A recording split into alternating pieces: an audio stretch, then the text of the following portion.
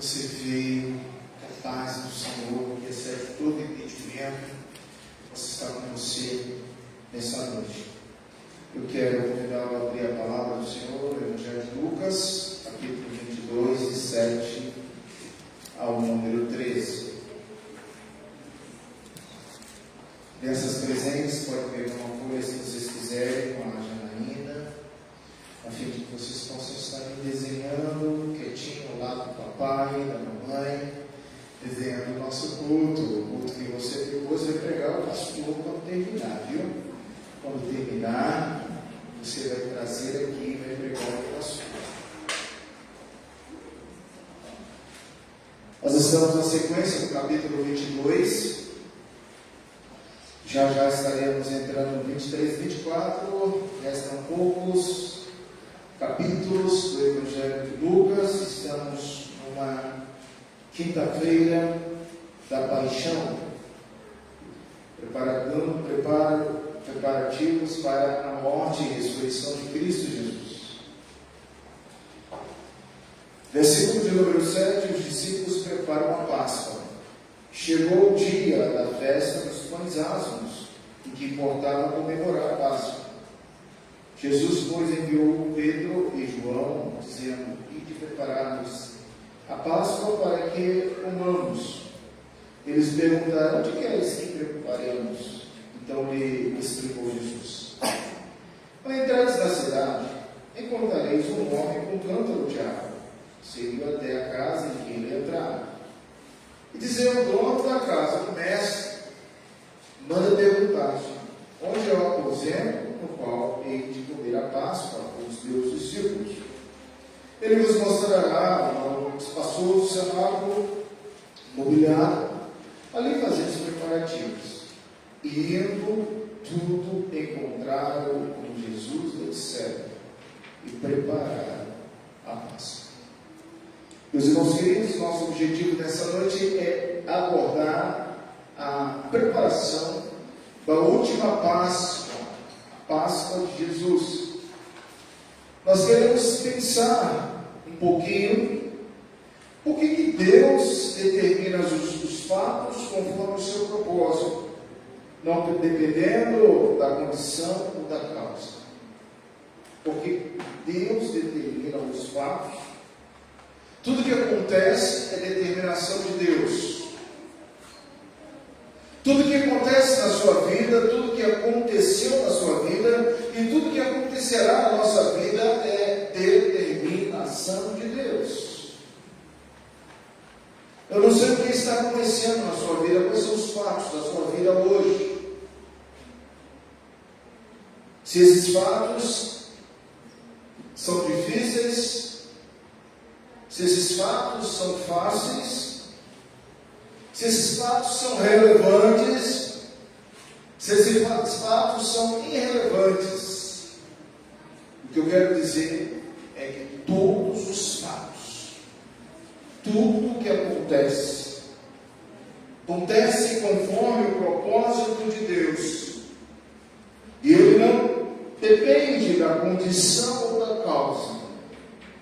Porque Ele é eterno, Ele é imutável e Ele é beneplácito. Na semana passada nós falamos de atributos comunicáveis. O culto de hoje, eu quero falar de atributos incomunicáveis, atributos que só o Senhor Deus tem. Ele é eterno, Ele não muda, é imutável. E ele é beneplácito. Talvez você esteja com dificuldade em entender essa expressão de beneplácito, que significa uma expressão de consentimento, abonação, concordância, aquiescência. Isso significa a palavra beneplácito. Eu espero do fundo do meu coração que você possa, nesse momento, está com a sua mente voltada para fatos, condições e causas na sua vida. Fatos, condições e causas da sua vida. Pegue um modelo, um exemplo, que vier na sua cabeça agora e comece a trabalhar isso. Senhor, por que esses fatos estão acontecendo comigo hoje? Nesse domingo. Tudo isso, meus queridos irmãos, que acontece conosco, são fatos reais, fazem parte da nossa história. A palavra de Deus diz que Ele escreveu todos os nossos dias, determinou, predeterminou tudo o que aconteceria conosco. Hoje é um domingo especial. Parabéns a todas as mamães que estão aqui. Que bom que você está aqui. Está preparada aquela homenagem que foi feita mais cedo no vídeo? Você vai ouvir uma homenagem que o Bruno preparou aí para mostrar para todas as mamães.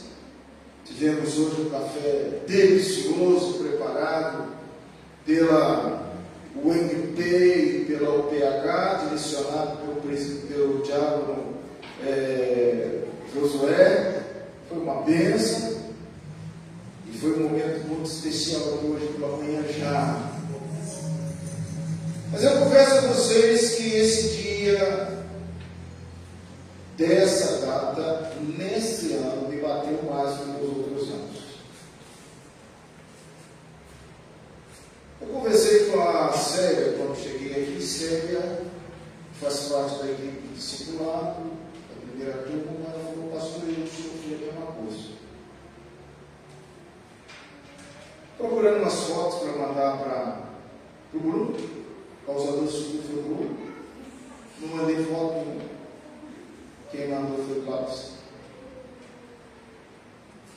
Eu encontrei lápides escrita lá onde nós colocamos os restos cortados do meu pai e da minha mãe. Mais de 20 anos. Mas por que, irmãos, que há momentos que a dor vem tão forte, a saudade vem tão forte, as lembranças vêm tão forte, e não dá vontade de levantar da cama, não dá vontade de viver esse segundo domingo de maio, não dá vontade de celebrar com esposa, e não dá vontade de celebrar com filha, não dá vontade de celebrar com igreja, não dá vontade de celebrar com mãe nenhuma. Por quê? É um fato. É um fato. Te leva para lembrar da sua mãe, que não está mais viva.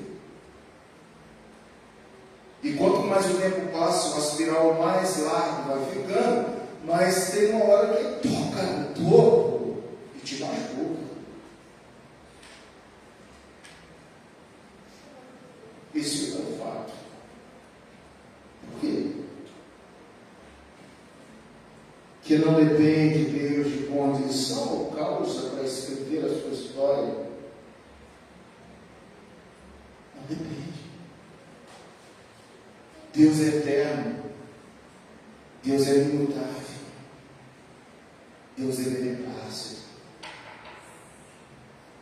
Eu quero que você olhe um pouquinho, porque a gente vai aprender tudo isso dentro dessa preparação aí da Páscoa. Que coisa boa para nós, irmãos. Glória a Deus, o coração fala comigo. Eu entrei nessa casa hoje para ouvir a voz. Para ter a minha mente, a minha consciência, o meu coração trabalhado por Ti.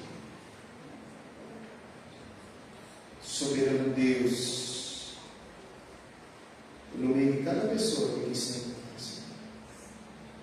A começar por esse pregador, Senhor Deus, pecador, que precisa da Tua graça, Senhor.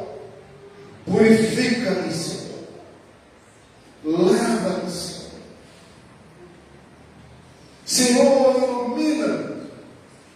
Tu tens um recado, Senhor Deus, para a minha vida, bem como para a vida de cada ovelha de Jesus que se encontra aqui nessa noite. Senhor, trabalha o nosso pensamento, como o autor Lucas quis escrever esses momentos finais de Jesus. E aplique, Senhor Deus, em nossos corações. teus ensinos, para que possamos aplicá-lo em nome de Jesus. Amém. Crianças que já estão desenhando, crianças que estão com seus lápis, podem desenhar uma grande mesa. Desenhe uma mesa, aquela mesa que tem lá na sua casa, que você vai colocar na mesa alguns utensílios da Páscoa. Aqueles pães que vocês desenharam no domingo passado, os pães asmos, 2 taças de água, 2 de vinho, um cordeiro. Vai desenhando, crianças, é porque esses são os preparativos dessa Páscoa. Irmãos, quando nós olhamos para esse contexto, você tem que ver os seus olhos, direciona aí os seus olhos para o versículo 1, 2, 3, 4, 5, 6, que faz parte do contexto anterior, que pregamos no domingo passado. E nós falávamos no domingo passado dos atributos comunicáveis, isso é, qualidades que Deus comunica na sua vida, na minha vida. E no domingo passado nós falávamos da vida. Quem está vivendo aí, levanta a mão assim. Vocês estão com quanto, gente? Mas assim não, glória a Deus, sozinho. Vida, vocês crianças, nós estão vida. Isso é muito bom. Vida.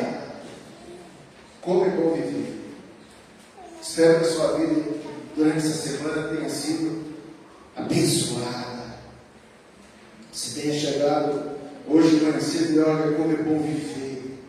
Respirar, mais um domingo, vida, louvor, graça e amor, atributos comunicáveis que vimos no domingo passado. Veja que o projeto dos principais sacerdotes, escribas, culminaria na realização de um projeto intritrinitariano em prol da raça humana, dependendo ou não do projeto, da cogitação sobre a morte de Cristo. O projeto intritrinitariano seria realmente a expiação de Cristo, com pensamento ou sem pensamento. Cristo morreria para que a raça humana fosse salva, para que a raça humana tivesse vida eterna, para que nós pudéssemos louvá-lo, para que pudéssemos viver a graça. É a graça do Senhor, a tua graça é melhor do que a vida, e para que nós pudéssemos amar e ser amado, e amar o amor agapetos, um amor que não visa interesse próprio, amor puro. Qualidades essenciais para que a sua vida possa ser melhor. Mas isso não ficou no contexto passado. Hoje, meu resumo é: Deus determina os fatos conforme o seu propósito. Conforme o livre propósito de Deus, não dependendo da condição ou causa humana. Deus determinou fatos na nossa vida, porque Ele é livre em seu propósito. E às vezes nós ficamos pensando: mas por que eu? Seria tão bom se minha mãe estivesse viva. É por que o Senhor levou minha mãe? Por que nós passamos por fatos assim que geram luto na nossa vida? Muitas vezes nós vamos procurando uma resposta do porquê e esquecemos que é para quê? É para a glória de Deus, é livre, o Senhor deu, o Senhor falou, bendito seja o nome do Senhor. Não, é um atributo incomunicável, não depende da gente. Talvez você entrou nessa manhã, você entrou nessa noite aqui, e você está perguntando: por que eu? Por que eu? Deus não depende de explicar nada a você, nada a mim. Ele é livre. Sinto muito, mas essa mensagem foi igual. Nos satisfaz a minha mente, a minha consciência e meu coração. Por que Jesus ainda prepararia a última Páscoa? Você parou para pensar? Jesus estava prestes a ser entregue por nós, ser sacrificado, morrer, está debaixo de toda vergonha, vexame, que vituperio, essa é a palavra que nós vamos ver ainda pela frente. Por quê? Ele quer ter o último momento com seus discípulos. Lembra de Judas que eu falei no domingo passado? Ele estava lá. A cabeça dele, o coração dele, Satanás já havia tomado Judas. E olha, se Jesus tivesse revelado para Judas, a entrega seria ali. No momento íntimo de coparticipação, de instrução, de celebração da palavra, de retirar todo o fermento e viver um período de preparação de 7 dias, a festa dos pães asmos, Jesus já se entrega ali, Judas já queria entregar Jesus.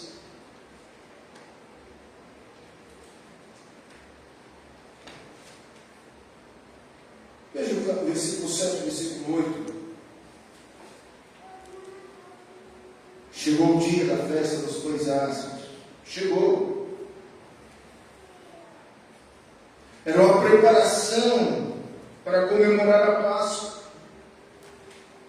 Finalmente, o primeiro dia da festa, quinta-feira, 14 de Nissan, essa era a data, estava começando.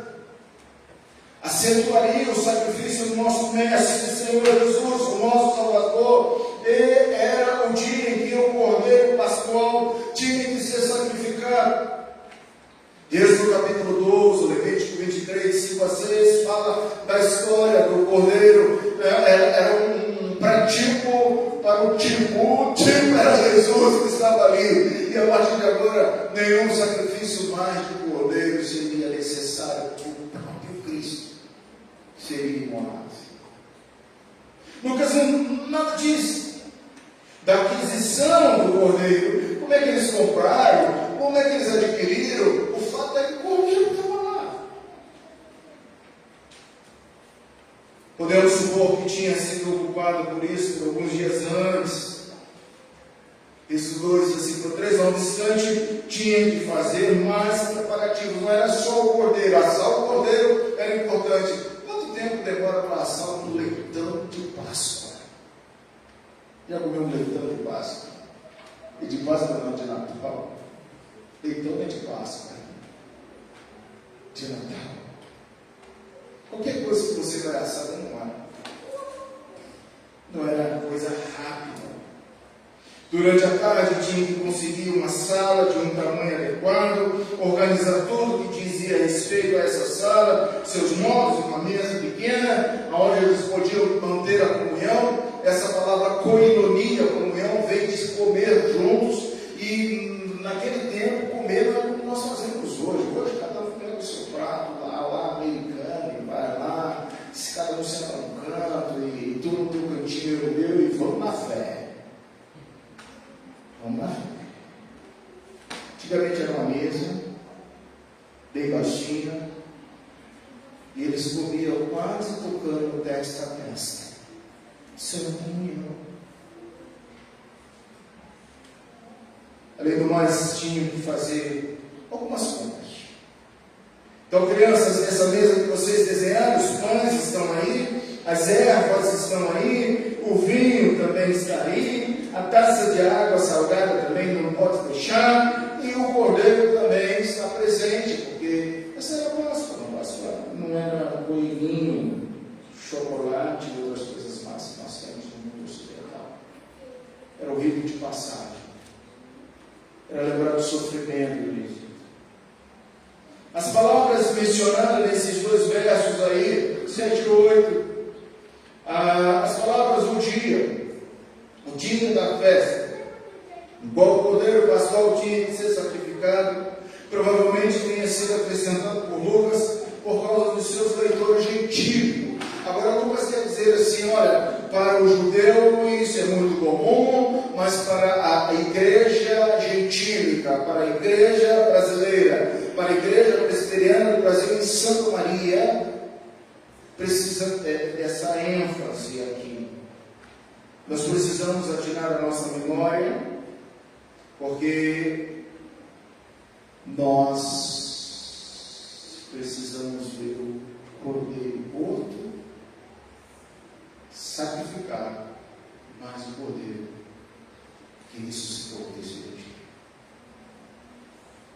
Lucas quer dizer alguma coisa lá para o seu amigo Teófilo, para os gentios, e ele quer colocar aqui, veja, chegou o dia de quê? Da festa dos pães asmos. Bem específico. Dia de comemorar, dia de lembrar que tudo aquilo que faz levedar a massa, o fermento que faz levedar a massa tem que ser retirado. Por isso, em resposta à pergunta dos discípulos, onde queres que preparamos a ceia da Páscoa? Marcos 14, 12, Jesus passa instruções aos dois discípulos, e esses dois discípulos não mencionam Judas, Judas está fora.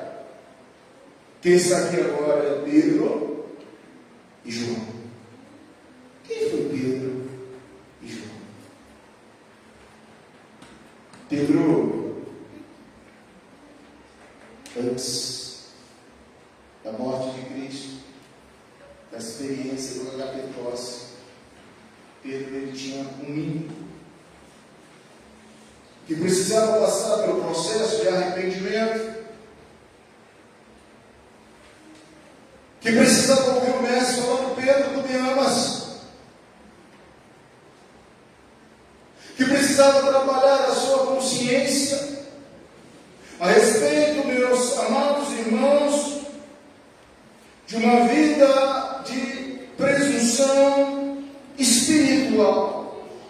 Eu sou caro, eu estou pronto para morrer por ti, para defendê-lo, para pegar a espada e decepar a orelha de Malco. Eu estou pronto.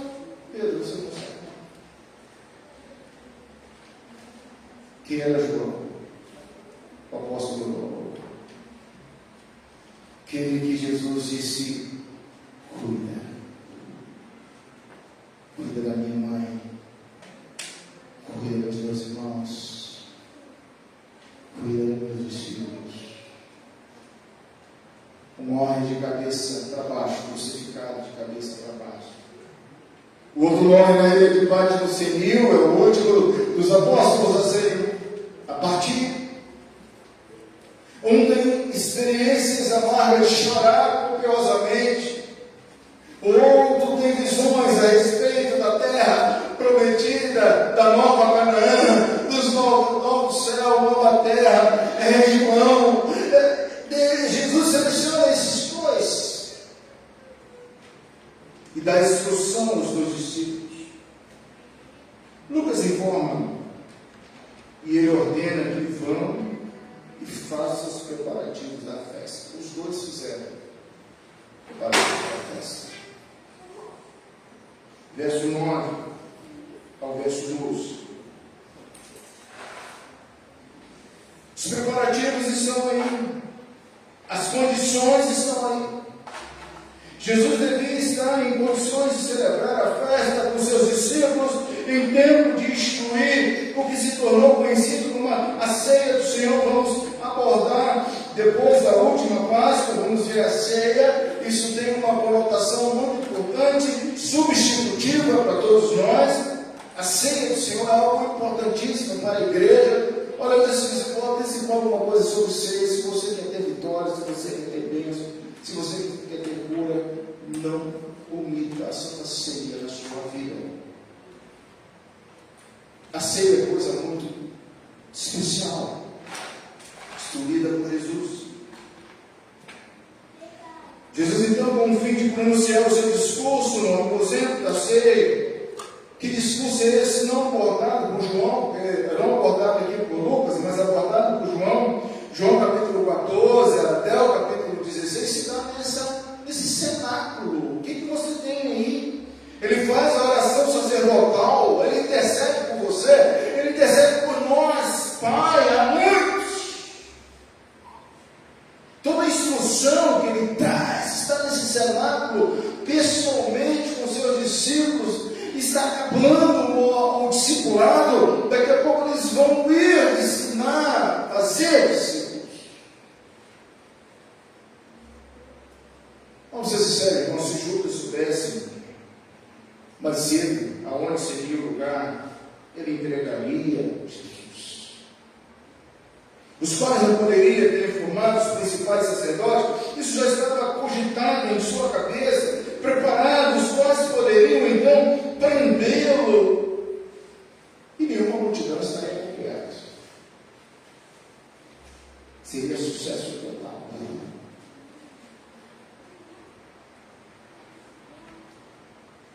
Era nesse aposento que Pedro e João deveria preparar a Páscoa.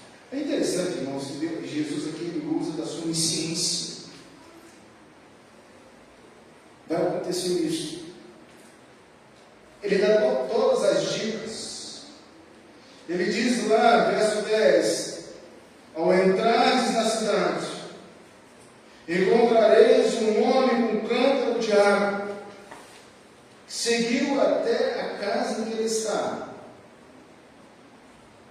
Isso nos mostra, irmãos, que os fatos que acontecem conosco é o conhecimento estrito de Cristo. Ele sabia tudo isso, sua divindade aqui, 100% divino, onisciente. Ficou fácil para Pedro e João. Fica fácil para o cristão que tem a palavra de Deus e lê a palavra de Deus e na sua mente começa a buscar diretrizes para a sua vida, para lidar com seus fatos, para lidar com os acontecimentos da sua vida, tem que buscar a palavra de Deus, somente as Escrituras.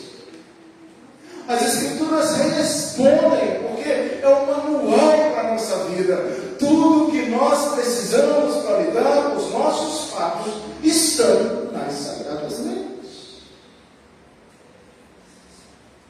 A inspiração saiu de dentro do coração de Deus para a tua vida.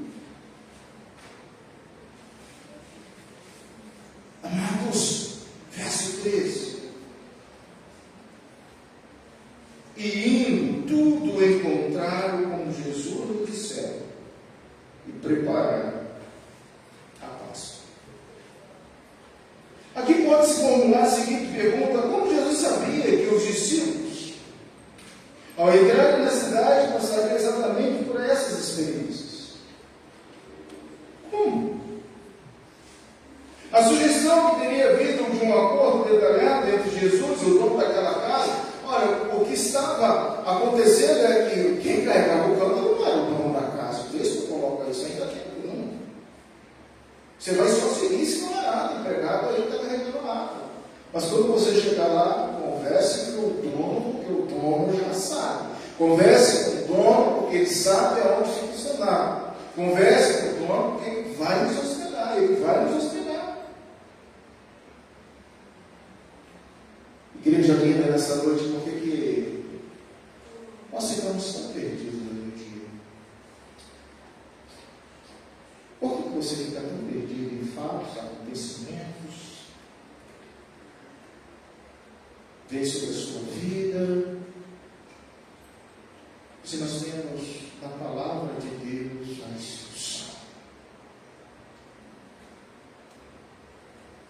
Isso mostra que Jesus às vezes fazia uso do atributo incomunicado da onisciência. Como filho de Deus, ele compartilhava com o Pai, com o Espírito Santo, para tudo resolver.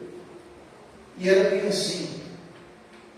Nada fugia do controle de Deus. Pode alguma coisa fugir do controle de Deus? Aonde está o Senhor agora lá no sul? A corrente que diz que Jesus, que Deus, ele dá uma fugidinha, ele dá uma dormidinha, ele não olha para alguns acontecimentos. Será que Jesus não está vendo o que está acontecendo no Rio Grande do Sul? quer comunicar, o que Deus Pai quer comunicar, o que Deus Filho quer ensinar para o Brasil, para o Estado do Sul, no momento de tanta dor. Agora está chovendo lá, gente, de novo. Você imagina em 2 semanas, chuva direto? Quantas pessoas? Mas você não pode imaginar o quanto a igreja brasileira voltou-se para o Sul em oração, em intercessão. Ó Deus, aviva a tua obra. Ó Senhor, tem remanescentes teus lá. Ó Senhor, faça a tua igreja forte no Sul. Ó Senhor, seja com os missionários, com as igrejas sérias. Nós, irmãos, nós temos presbiterianos no Sul. Tem uns 20 anos eu fui passear em Serras Gaúchas, eu e o Klaus. E nós andávamos quilômetros e mais quilômetros e não tínhamos uma igreja. Cidades e mais cidades não tinha uma igreja.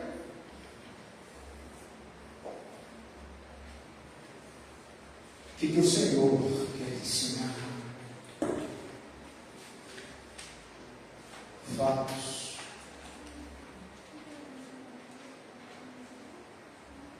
Condições e causas. Diante do seu propósito. Coloque na sua memória que esse atributo você não tem, ninguém tem. Nós não temos, ele é eterno. Só ele tem. Ele é eterno. Ele é imutável. E ele é imutável. Quando eu observo isso, irmãos, eu fico a questionar esse preparativo. Não seria muito fácil ele saltar do verso 7 e já entrar no verso 47? Olha aí na Bíblia. Para que ele faz todo esse procedimento aqui? Porque nenhum fato, condição ou causa impediria o propósito de Deus. Tinha que ser assim. Somente dessa forma.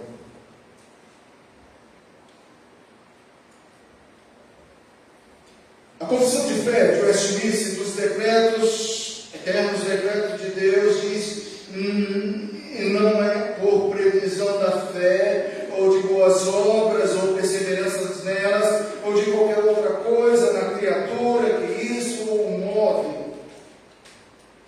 Isso não está, irmãos, no Evangelho que diz que eu posso pré-ordenar, eu posso julgar, eu posso gritar, eu posso tomar posse, porque eu posso mandar nos desígnios de Deus. No Evangelho de prosperidade, no Evangelho que distorce uma sã doutrina, em que diz que tudo é dele, o meu dele, e ele é livre. Ele é livre. Não há condição ou causa que possa mudar o propósito de Deus. Eu quero perguntar por que você ora. Por que você ora? Como você ora?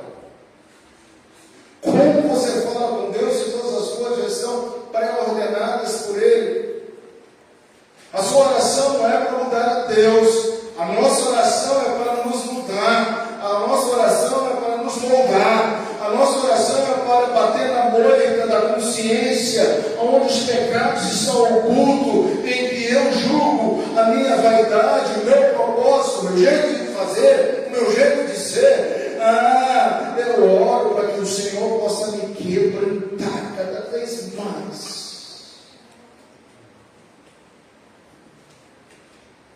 Segundo Timóteo 1, verso 9 diz que nos salvou e nos chamou com santa vocação, não segundo as nossas obras, mas conforme a sua própria determinação e graça, que nos foi dada em Cristo Jesus antes dos tempos eternos. Esse Deus eterno te chamou, me chamou para ter uma comunhão com Ele, para estar com Ele, para viver com Ele, para entender que todas as coisas convergem nele, na sua vontade, na sua honra, na sua glória.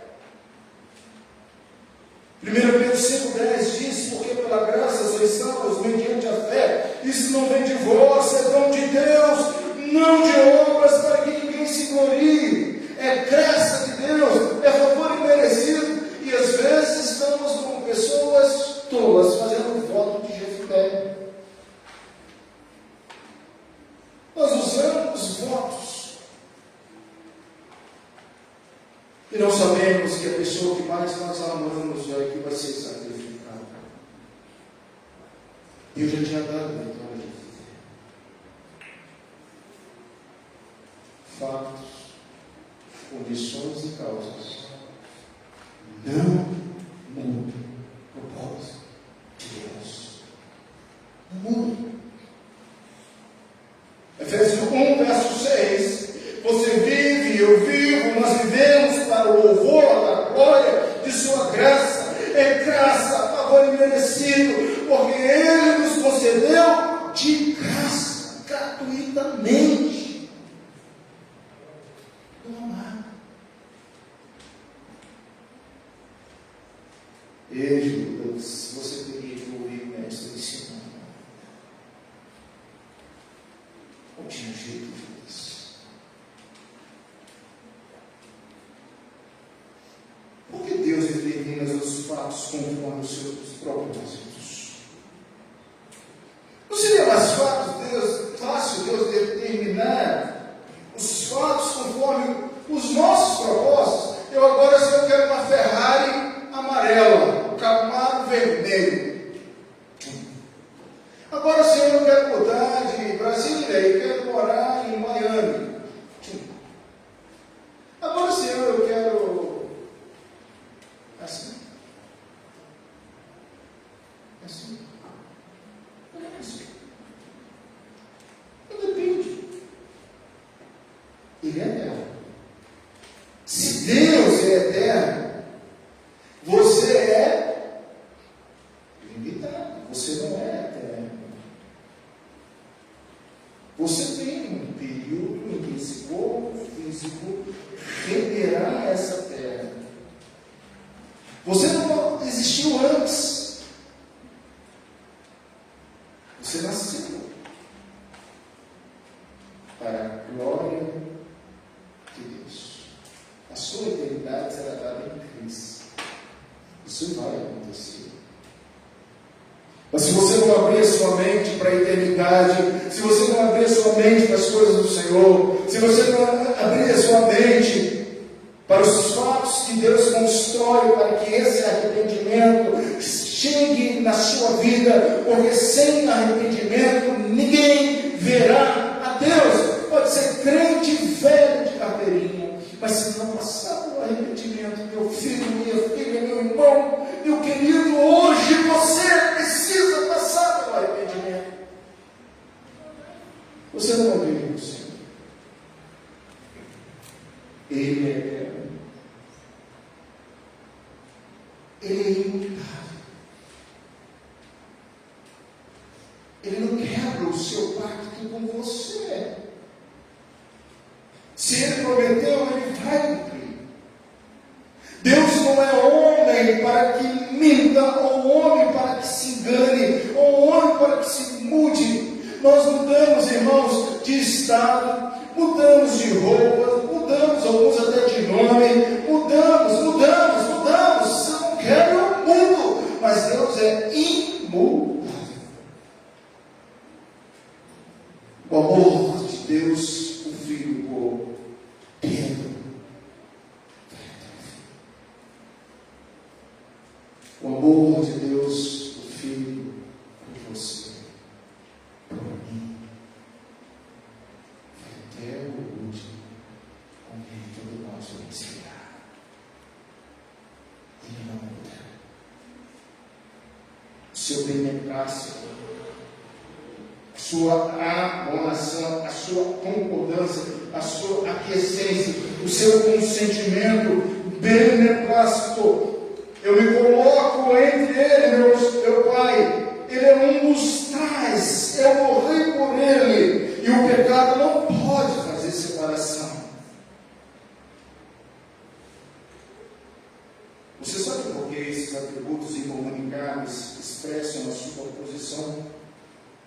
diante do adorador? Você sabe por que ser eterno, imutável e beneplácito?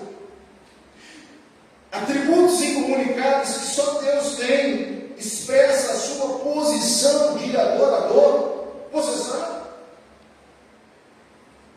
Porque um adorador, ele não consegue viver sem ter uma visão da vida eterna.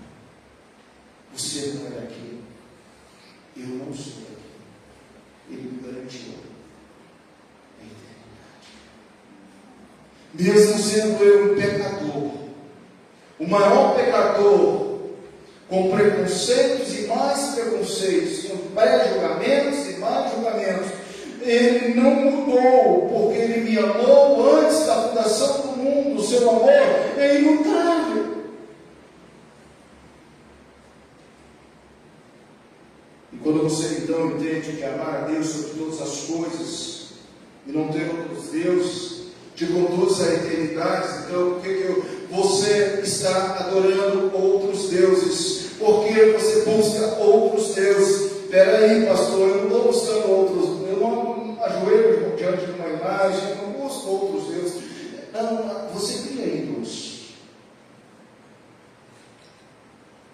Você cria ídolos. E às vezes o ídolo pode ser sua mãe. E ela vai partir. Vai ser só depois. Quais são os ídolos que você está criando? Não fazer ídolos de imagens para adorar. Conduz a consciência à imutabilidade. Eu não posso adorar outros ídolos, porque eu devo adorar o Deus vivo e poderoso. A minha consciência deve estar em paz. Você tem adorado outros deuses? Não tomar o nome de Deus em vão, leva à eternidade e à imutabilidade. Jeová Shalom, Deus de amor, o eu sou, digno de todo louvor, de toda honra, de toda adoração, vai me conduzir à eternidade e Ele não quebrou esse pacto. É um pacto eterno.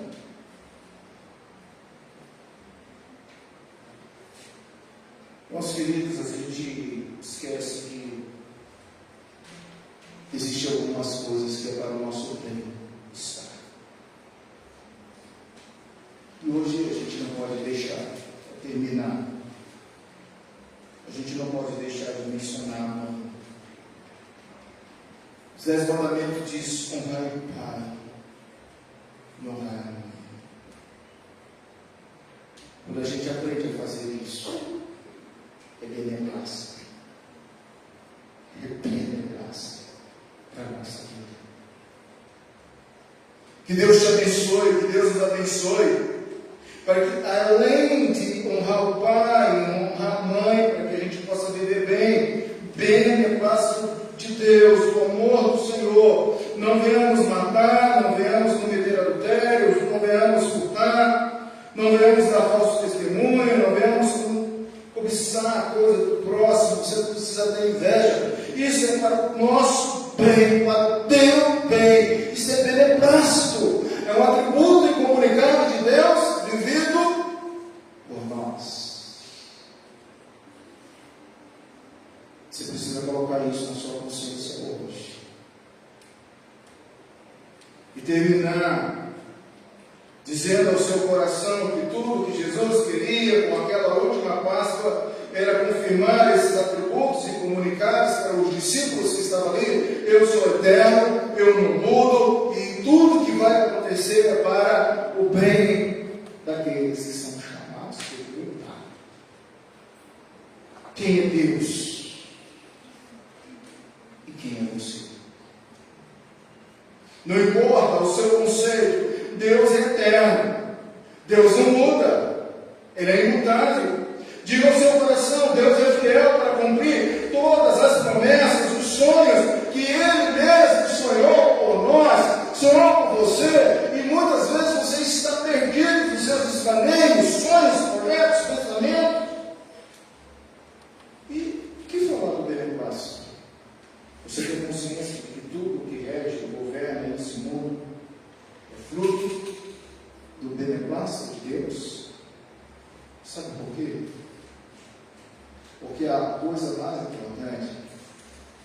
que nós temos ao nosso coração. A Bíblia diz que o coração procede de todas as coisas. Se o seu coração não está em paz, é porque Jesus não habita plenamente em sua vida. Irmãos queridos, foram, pois, e encontraram tudo como Jesus lhe dissera. Verso 13. Com plena e consoladora é a onisciência divina. Salmo 139. Senhor, tu me sondas, Senhor, tu me conheces, Senhor, tu sabe por eu assento, Senhor, de longe penetra os meus pensamentos, Senhor, vê se em mim alguma coisa ruim, má, perigosa. Cristão, você tem dúvida disso aí?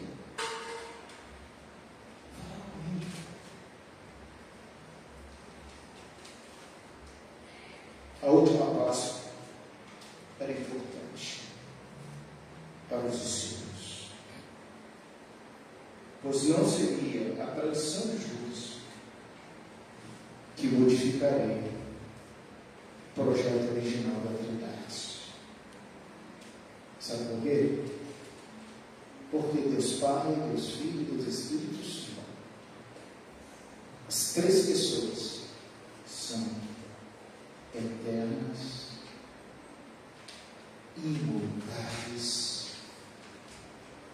e mostram o amor beneplácito. Talvez você está precisando falar com Deus agora, feche seus olhos. Talvez há um momento que você pense que Deus é tão ruim, tão déspota. Talvez você precisa nessa noite entender que não depende da sua vontade, do seu querer, do seu voto, do seu propósito para lutar o propósito de Deus. Qual é o propósito de Deus, pessoal? Eu não sei quantos anos você tem, mas Deus sabe. Qual o propósito de Deus para essa igreja, para nós?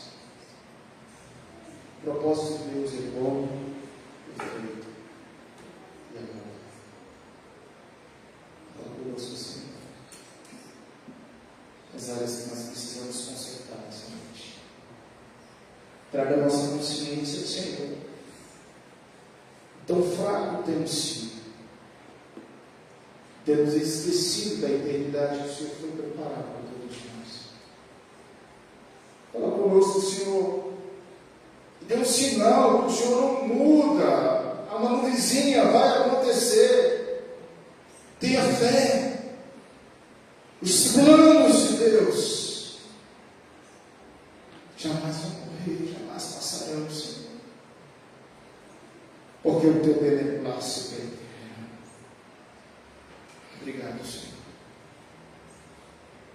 A preparação da Páscoa é importante. E é muito importante para todos nós. Em nome de Jesus.